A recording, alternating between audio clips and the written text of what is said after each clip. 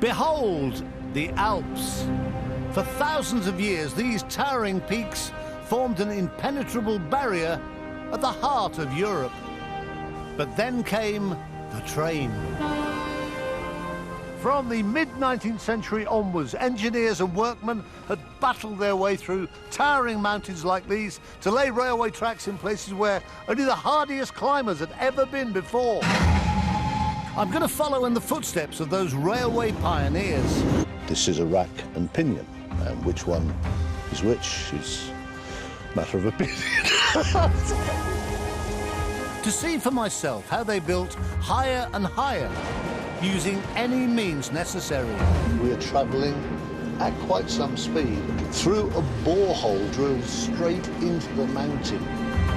To somehow get their trains to the top of the world. That is amazing. My journey will take me from the glittering heart of what was one of the world's great empires to one of the most spectacular places on Earth. Join me on my coldest, most challenging, but probably most picturesque journey yet, as we try to conquer the Alps by train.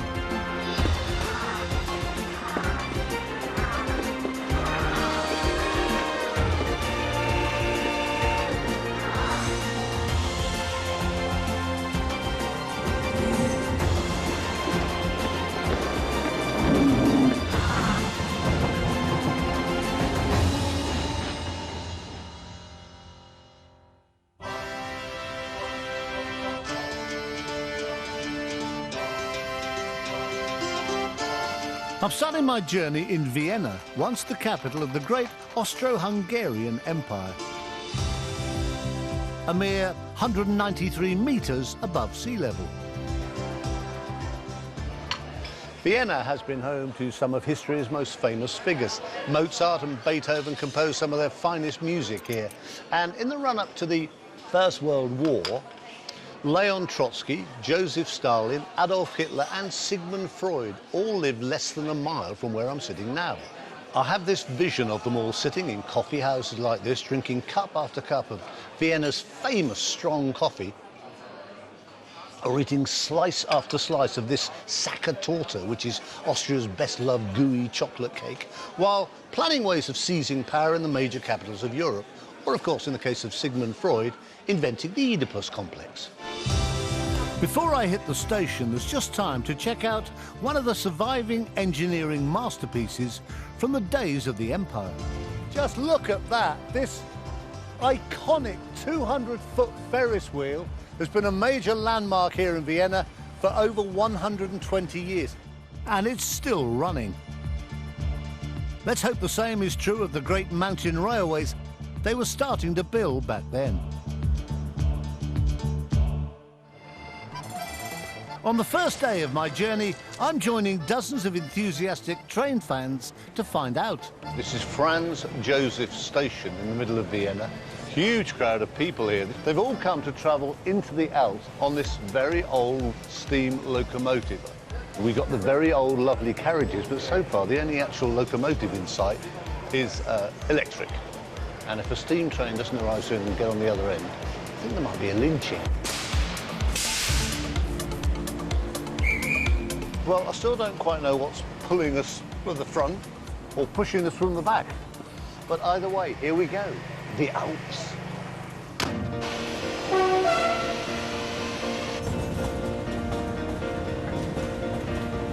That's it, no hanging about. Bye-bye, Franz and Joseph, we're off. I've embarked on a 900-mile journey to explore 6 great railways built to conquer the Alps. From Vienna, I'm on my way to the first ever standard gauge mountain railway built across the Semmering Pass to Graz. From there, I'm travelling across Austria to Innsbruck, where I'll embark on the country's most extreme railway across the Arlberg Pass before crossing into Switzerland. From Chur, my third mountain railway takes me even higher, to St. Moritz, where alpine winter sports began. Then I hope to ride a freight train on a very different type of mountain railway, before heading to the Bernese Alps for my final 2 lines. extraordinary engineering achievements that will take me to the top of Europe, where there should be quite a nice view.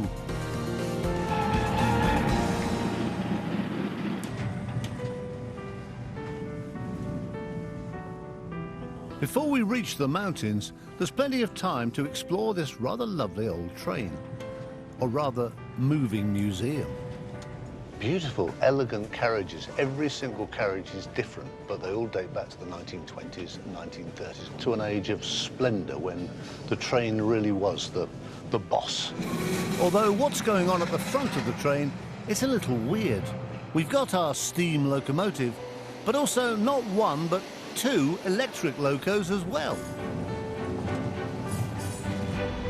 The line we're travelling along today is called Die Südbahn, the Southern Railway.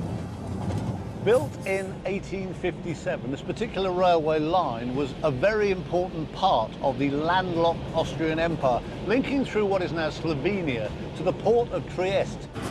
There was, however, one major obstacle in the railway's path, the 965-metre high Semmering Pass. And to show you just how steep and difficult the Semmering Pass is, it actually broke down the last time it did this trip, and passengers were stranded for 5 hours in the freezing cold. And I think we're slowing down.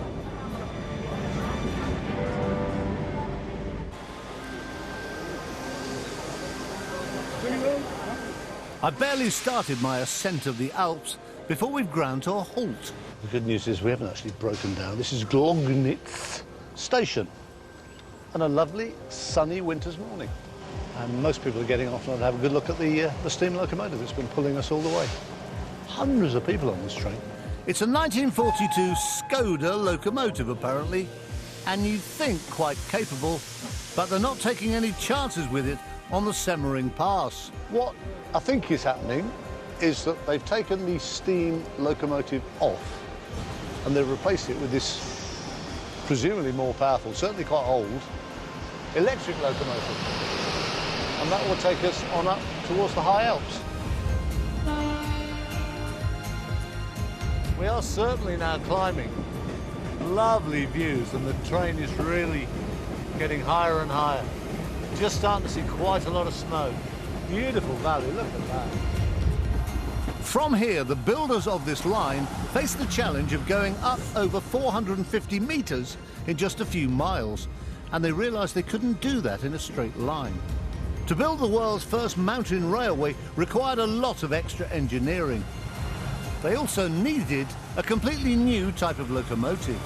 One of the big problems was that the steam locomotives in those days were too big to get round the sharp curves that the engineers knew they'd have to create to cope with the mountainous spiralling terrain. So they held an open competition to see if anybody could come up with a design that would answer the problem.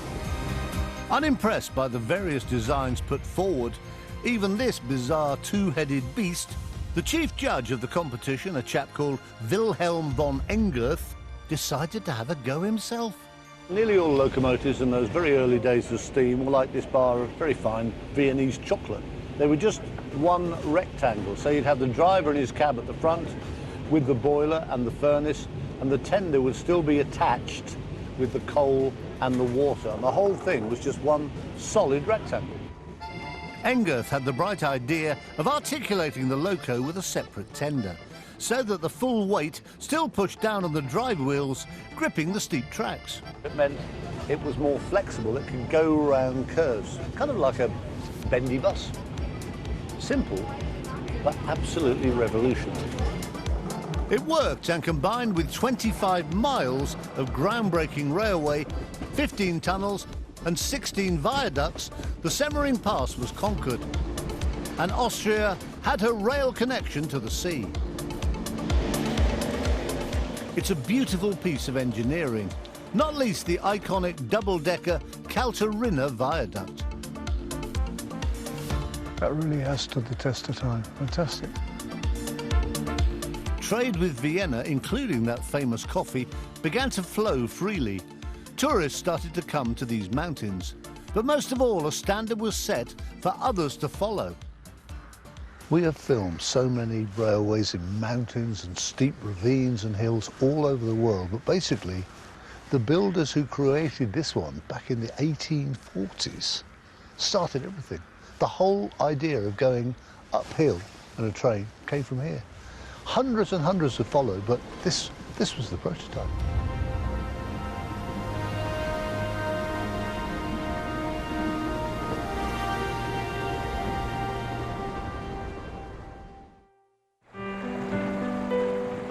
Today I'm starting in Graz, Austria's second largest city. A place that has been besieged, assaulted, invaded and bombed so many times, it's remarkable there's anything left at all.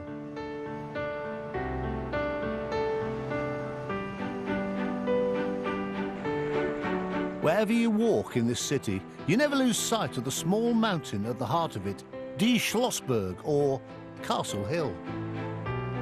I might even be tempted to clamber up the 260 steps to the top.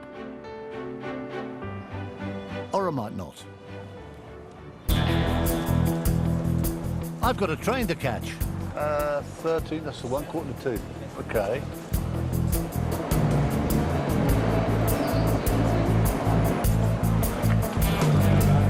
Graz, Innsbruck, that's the one. It's not exactly a bullet train, it looks all right. I've got a 6-hour journey through the valleys. This is beautiful outside now. This is the Salzburg-Tyrol line. It goes right deep through the Alps, but actually it stays in the low-lying valleys, so it was really quite easy to build. It's going to whisk me right across the country to the start of my next proper mountain railway. So, Innsbruck, it's a bit cooler. It's supposed to be a very beautiful city, completely surrounded by mountains, covered in snow, so the weather forecast is not great, but hopefully in the morning it should look fantastic.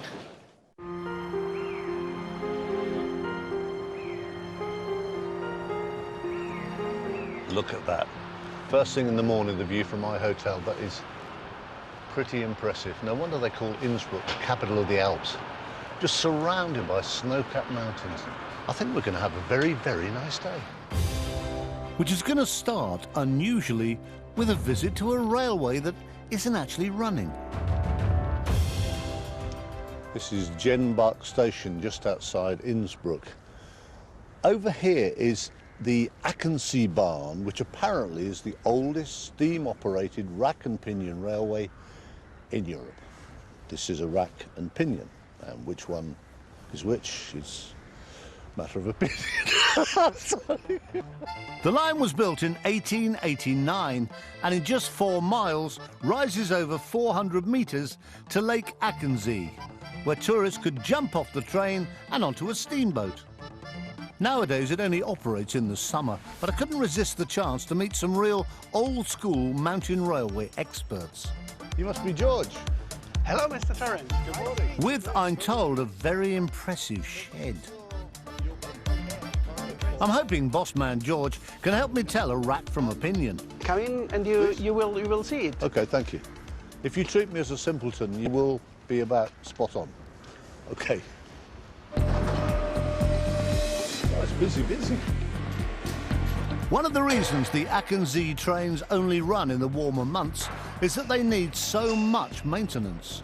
Through the winter, George's team completely strip down and rebuild their 4 working steam engines, which are, almost unbelievably, the same ones they started out with more than 100 years ago. And with them stripped down like this, it's a great opportunity for me to see how they work. This is a steam engine without boiler. The boiler you will see here. You can see very well the gearing system. And here you see the traction wheel. Gears? Cogs? What? George is trying very hard to explain it to me, and I think I've got the basic idea. So the rack is like the track, Yeah. and like a ladder, and the cog, the pinion, is biting into it and goes up and up and up. Is that right? Yeah. If the gearing system is running, then the traction wheel make the connection to the ladder. And so the engine is going up. Rack and pinion. Brilliant for very steep mountain railways, but it is quite clunky and heavy and slow. So it wasn't the solution when Austria set about building my second mountain railway up to the border with Switzerland. Getting a bit apprehensive now. We're already quite high up. We've now got to go another 800 metres up into the Tyrol, and apparently this next leg, this next leg is the most prone to avalanches in the whole of the Alps. Oh, goody, goody.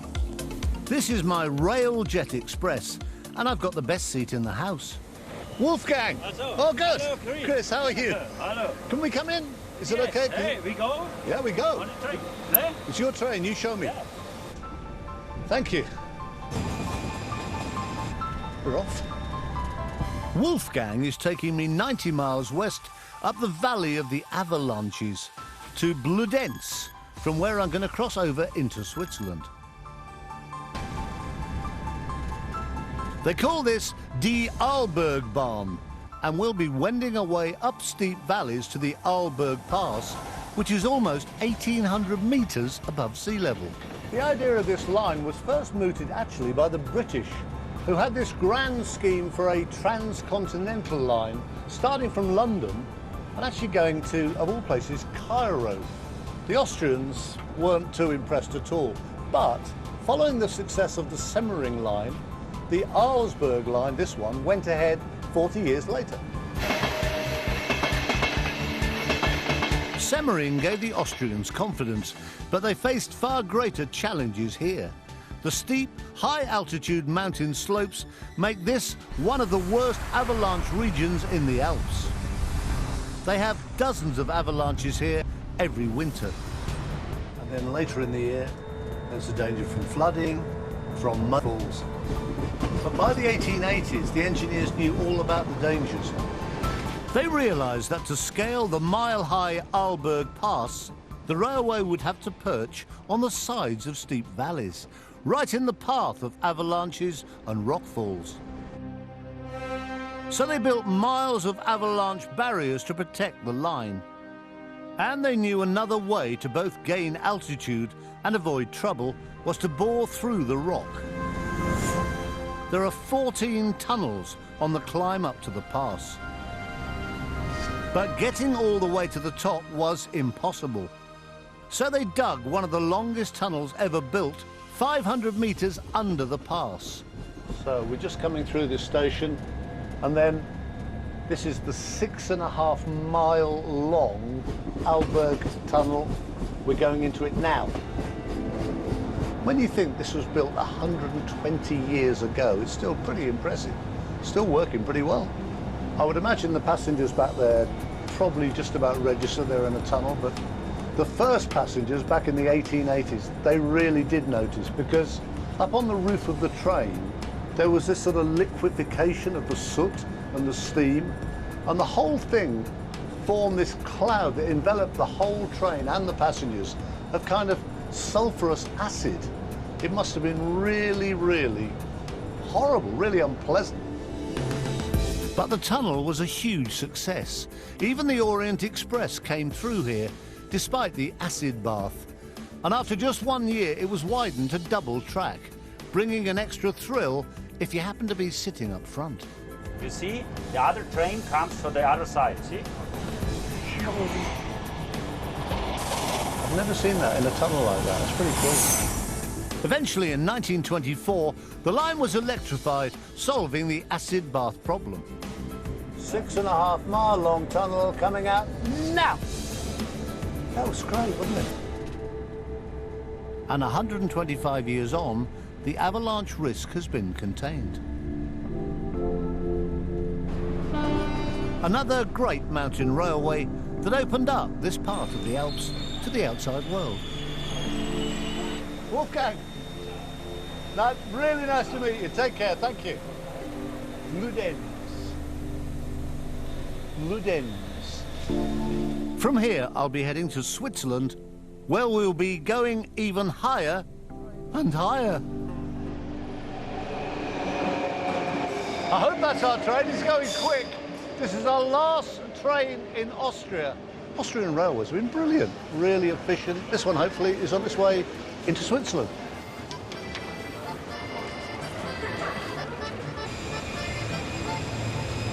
I'm looking forward to my first Swiss mountain railway.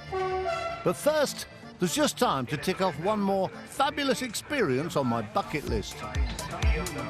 We've just come into Liechtenstein, which is one of the smallest countries in Europe.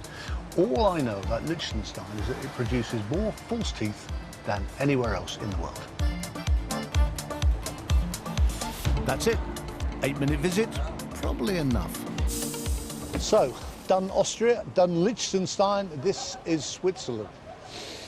Beautiful air, famous for its railways. High speed, efficient, clean.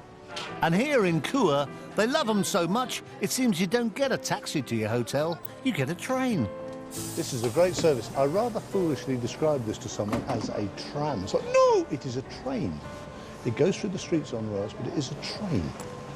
And it's a very nice train.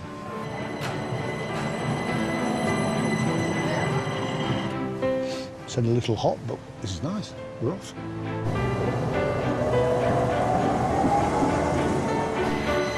It's a little odd riding a train down the high street.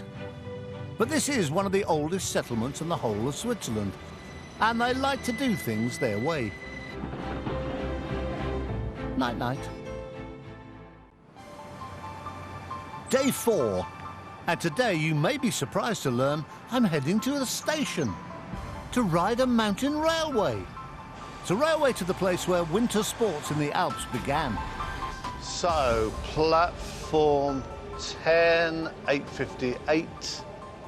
That's the one. I'm going up to St. Moritz today, the land of fashionista. So I changed my look. I've gone for the sort of AC/DC meets Peaky Blinders look. I think it kind of hits the spot. Right, platform 10. It's my first chance to test out the famous Swiss efficiency. These are a great design. You see these all over every station in Switzerland, the Swiss railway clock. And they're actually very clever because all the clocks right across the country are synchronized. The second hand, when it gets up to the top of the hour, will stop for just over a second. It receives an electronic ping, and that means all the clocks everywhere on the railway are all now exactly the same time, to the second. It's quite brilliant. Here's my train, and it's bang on time. This is really rather swish, isn't it? As befits the train going to St. Moritz, the land of the beautiful. Look at this, the beautiful people. This is apparently a 1929 luxury restaurant car. St. Moritz, we're off. Nice. This morning, I'm heading south, climbing over 1,200 metres to St. Moritz. My third mountain railway is the Albula line, built in 1904. It's been made famous by some iconic engineering like the Landwasser Viaduct. And it's become synonymous with Swiss rail tourism and winter sports. But it all began much earlier with a British man with an eye for a bargain. From the 1860s onwards, Switzerland began to attract large numbers of visitors from countries like Great Britain, particularly due to a former Baptist minister who saw cheap foreign travel as a way of getting hopelessly addicted Brits away from the demon drink. His name was Thomas Cook.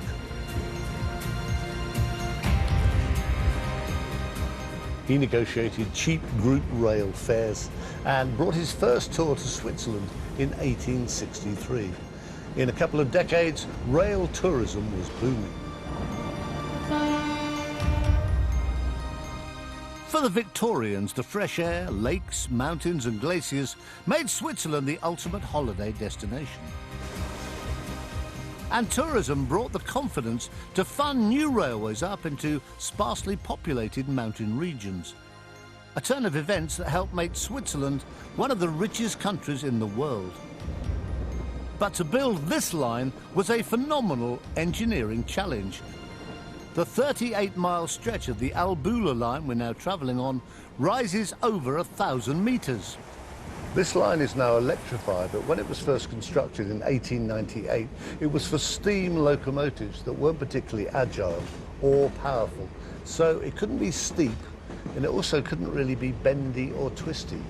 So the construction engineers came up with a simple but brilliant plan that made it world famous. They bored tunnel after tunnel through the mountains.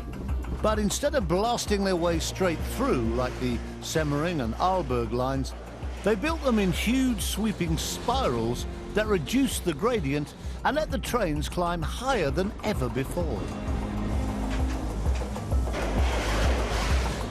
Culminating in one big long tunnel at the top of the pass. And that was enough to reach St. Moritz. An extraordinary achievement.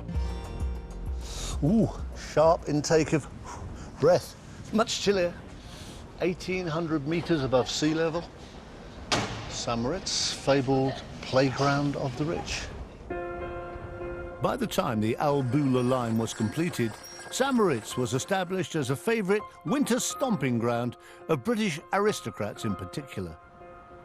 100 years on, not much has changed. Like Beverly Hills in the snow, this is a place where you feel that you could get arrested for having less than a couple of billion knocking around in your back pocket. Back in 1864 in the Kulm Hotel, where I'm staying tonight. Hi. Hello. How are you? Chris, welcome. A group of British tourists were persuaded to stay on for the winter, and winter sports in the Alps began. A relic of that pioneering spirit lives on at a very exclusive club, which I'm hoping today I might be allowed to join. Just want to make sure the old standards and traditions of the St. Moritz Toboggan Club are being carefully observed. Private members only, of course. Founded in 1887, the SMTC is home to this legendary downhill ice track. Built every year from scratch, the heart-stopping Cresta Run. This is where the sports of bobsledding and tobogganing first began. Today, they mainly go for the head-first approach, reaching speeds of up to 80 miles an hour. Most tricky of the 10 turns is the notorious shuttlecock. Come flying off here and you're awarded a special tie and probably a trip to hospital. Why do people do it? What is the great attraction?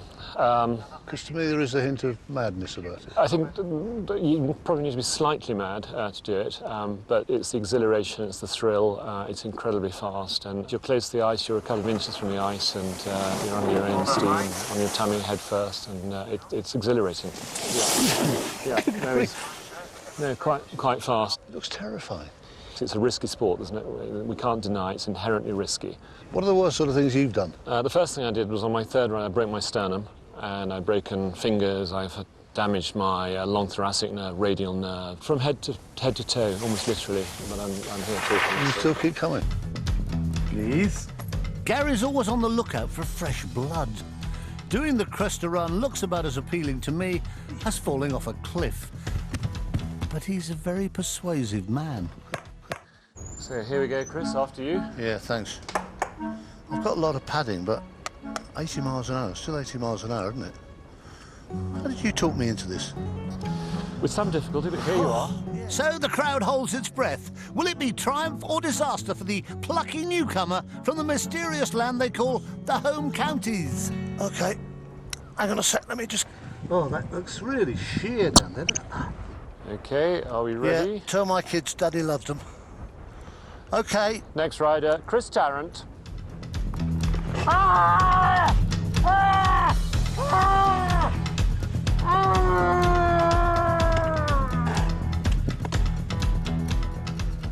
God, that went really quick, actually. That was amazing. God, the speed. The G-force on your cheeks. Yes! Yes, come on. I think I'm a natural. Oh, what do you think, Gary? Well done, Chris. Lovely to see you back here. Not exactly, no, but do leave a forwarding address and we'll be in touch. Ah, thank you. Thanks for that. I thought I did rather well. Oh, well, no club tie for me, I guess. just head back to my hotel to cry into my fondue. Day 5. Today I've come to one of the largest freight depots in the region to explore a very different type of mountain railway. Ulrich. Oh, hi. Chris, Hi. how are you? Chris. Fine. And Can you? I come on? Yeah. We're going to the tunnel, yeah? Yeah, we go to the tunnel, yes. I'm looking forward to it. Okay, you Yeah. lead. It's your train, you go. Yes. Okay, we good? Yes. Here we go again. We're going to travel along the oldest and most important freight route across Switzerland.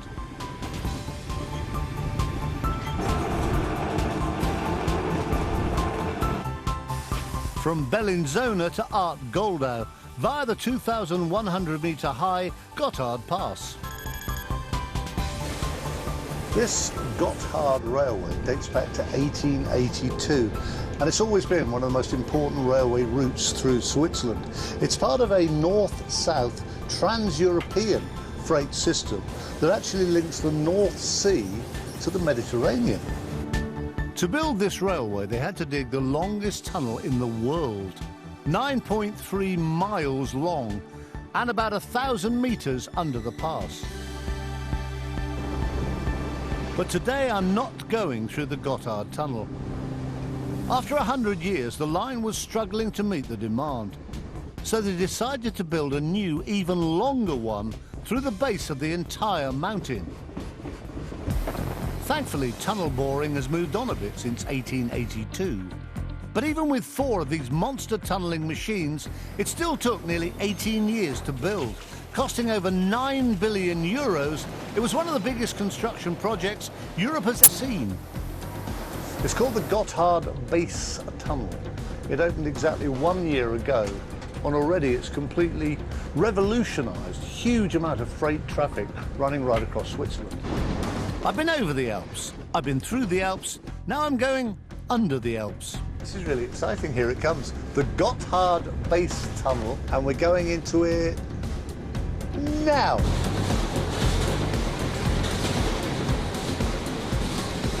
It's the longest and deepest railway tunnel anywhere in the world. It's 35 miles long, 4 miles longer than the Channel Tunnel. 10 minutes in, it's starting to feel like Ulrich and I are the only 2 people on Earth. But we're not. When it's really busy, Ulrich, how many trains, passengers and freight would use the tunnel? I guess in peaks in a week is in one day is about 800 trains. 800? Yeah. That's amazing. It's a lot of trains. 20 minutes in, there's now 2,300 metres of rock above our heads. About 28 million tonnes. 30 minutes, feeling a little bit trapped. Yeah, you can see light at last. Yes, now we are leaving. Oh yeah, daylight! Look! Yeah. Switzerland! The sun is shining. Yes. Oh, this is lovely. Yes! Fantastic! Safely spat out onto the shores of Lake Lucerne. That was stupendous. But tomorrow, I'd like to ride a mountain railway that actually gets to the top of a mountain. On my final day in the Alps, I'm in the Bernese Highlands, home to some of Switzerland's greatest peaks, including the Jungfrau, Monk and the Eiger, on whose north face over 60 climbers have lost their lives. And that's where I'm headed, by train. Right, first train of the day. Yeah, that's it, 8-7 goes up Bengen and then climb the Scheidegg.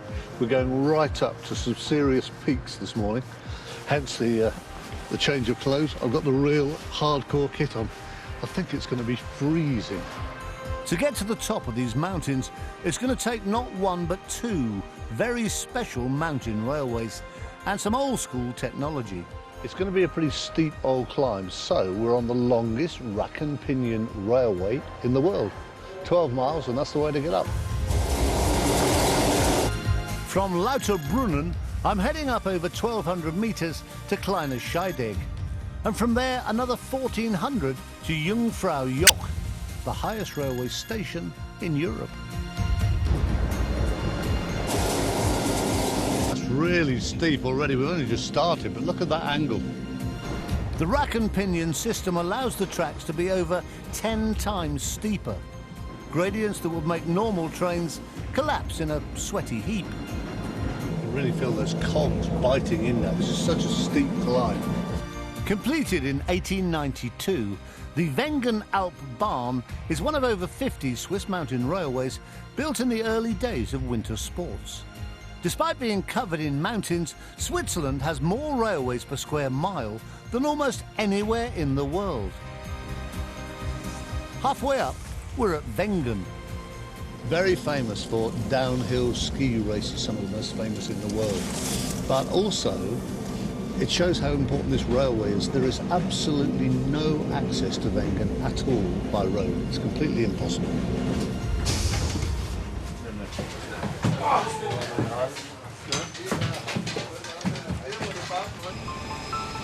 From here, it's just another 10 minutes to Kleine Scheidegg, where my final railway begins. This is quite surreal. I'm the only person getting off this train who hasn't got skis. But where I'm going next, I'm more likely to need crampons.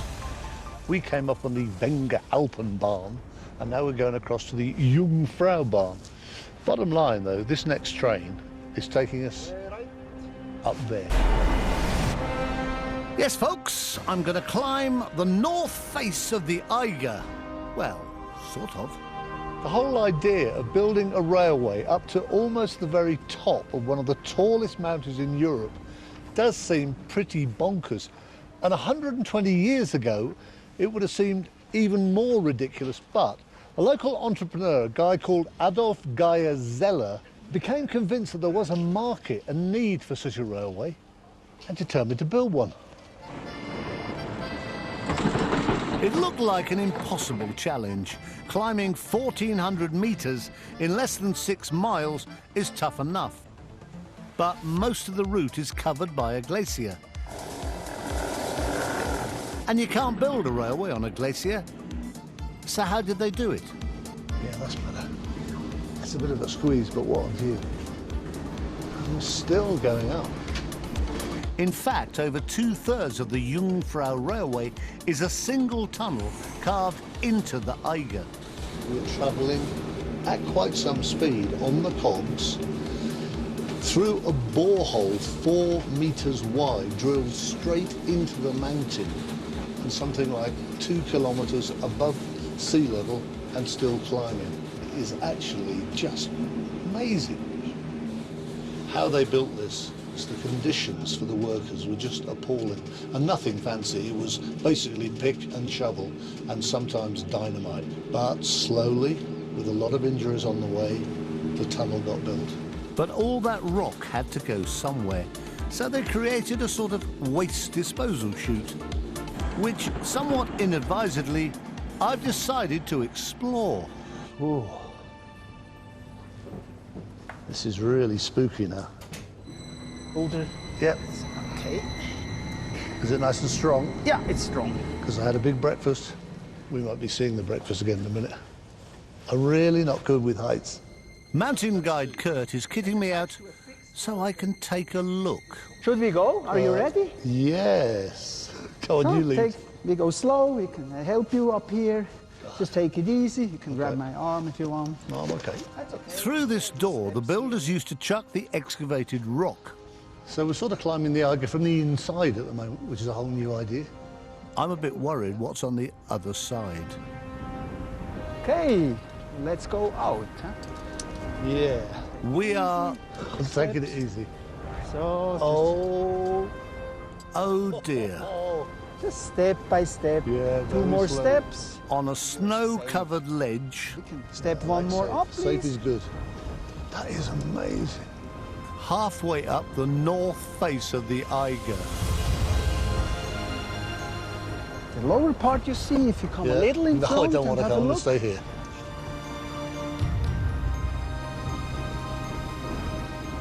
That is amazing. But just look at that view across the Alps.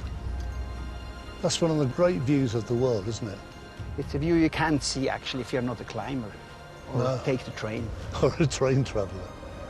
This is amazing. You do not expect to be able to travel by train and get out halfway up somewhere like this. Just amazing.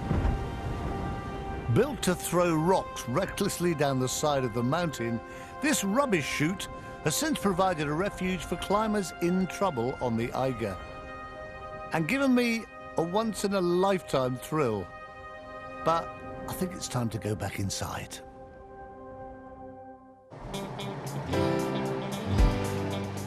What this train actually does, climbing up the rock on the inside like that, at that angle, it's an amazing piece of engineering. It's incredible. And I can go home and say, well, I climbed the north face of the Eiger. Amazing morning.